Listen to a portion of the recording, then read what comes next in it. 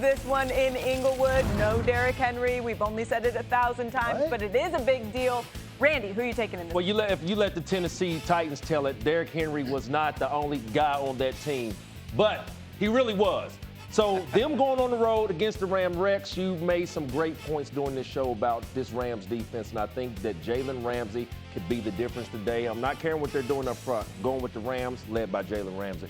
Yeah, you know, I mean, I'm sick not having Derrick Henry in there. I enjoyed him about as much as any player in the league.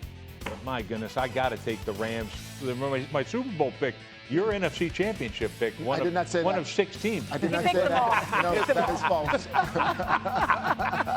You going Rams? I'm going Rams. Last week was the week of the backup quarterback, huh? Yep. This week's going to be the week of the backup running back. Yeah, I like it. I'm going with the Tennessee. No! I like it, bro. I like it. Give me that Teddy roll. He loves it. Give me the Titans. That's really good. Listen, that's a good pick. Like, the Titans could absolutely surprise people today. But this Rams team, I'm going to pick the Rams because the Rams are just so good. And we haven't even talked about Cooper Kupp. Like, Cooper Kupp somehow is leading the NFL in receiving. Wow. Statistically, he's uncoverable on third down.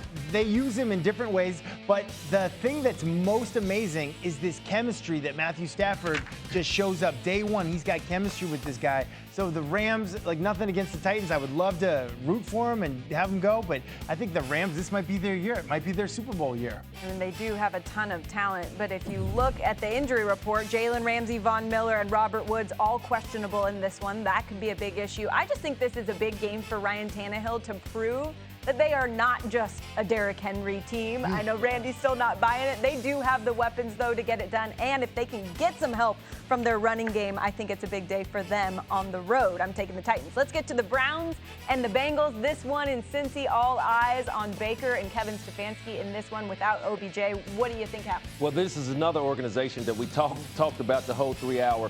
And one thing that really stands out to me in this game is both teams coming off a loss.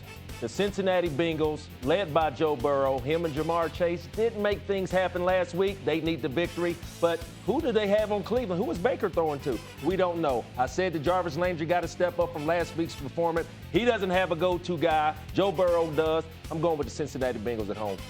You know, I've been hard on Baker Mayfield, but when you back this kid up in a corner, he's going to come out.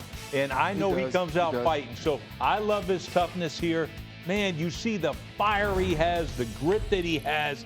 This is the Baker Mayfield. This is why everybody loves Baker Mayfield in Cleveland. It's that toughness, that competitiveness. That's what they need to have today going against this Bengal team. It's got to be Baker. He's got to be the leader from out front right now. Get out there. You do it. You do your thing right here. All right? Give me the Browns.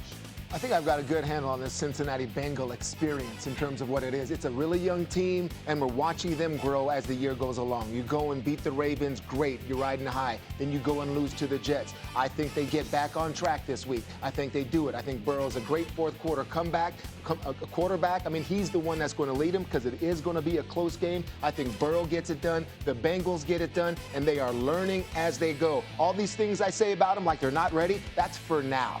For now, they'll learn more lessons as this year goes along and get to be a very good team. Yeah, that's interesting. Well, College Game Day was in Cincinnati, so I don't know if they'll be lethargic because that was a big day yesterday. I don't know if those fans are going to bring it, but, you know, I just go back to, like, we talked about OBJ, and sometimes when a team makes a move that says, hey, it's we over me, like this is maybe one of the most talented players in the league. Hey, but you know what? It's not about that. It's about counting on the guy next, like something bigger than X's and O's. I think something like that happened in Cleveland. It could be a disaster. It could be good. I'm going to think maybe it'll be good. I'll take the Browns to surprise, you know, come together in a surprising way.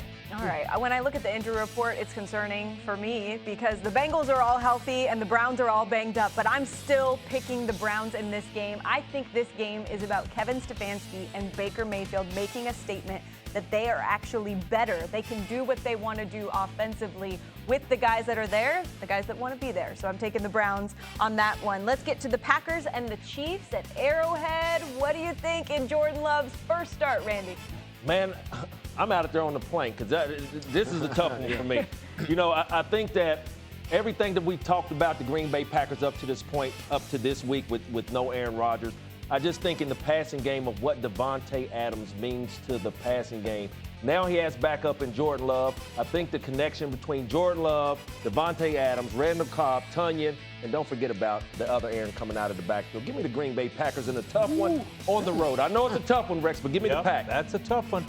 I think it comes down to two players, the Patrick Mahomes wannabe and Jordan Love, and the real Patrick Mahomes. I'm going to take the real Patrick Mahomes, Kansas City.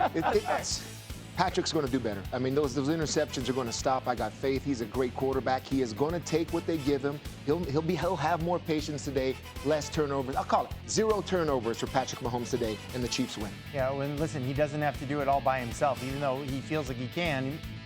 Like Tyreek Hill, like right there. Get completions. Your tape earlier. Get completions. We're talking about maybe the yards after catch king in the NFL. He had 59 yards in yak yardage last week, okay? So you don't have to do it all. You don't have to throw bombs. You can have a super high completion percentage game where you're not taking chances. So Patrick Mahomes, you're going up against a defense that struggles in the secondary in Green Bay. Like, this is an opportunity to get back on track, and you don't have to do it all by yourself. Yeah, I mean, the Chiefs have had 19 turnovers this season, most in the league. I just got to imagine that the bleeding stops today against a quarterback that's never seen a game like this in live action before. I think they get the win. I think they actually get a big win against a QB getting his first start at home. What a place to start. Before the late game tonight, NFL Primetime with Boomer and Booger at 7:30 Eastern, only on ESPN+. The show is available to stream each week, so you can watch anytime you want, Monday through Wednesday. Don't miss it. Watch Serena Williams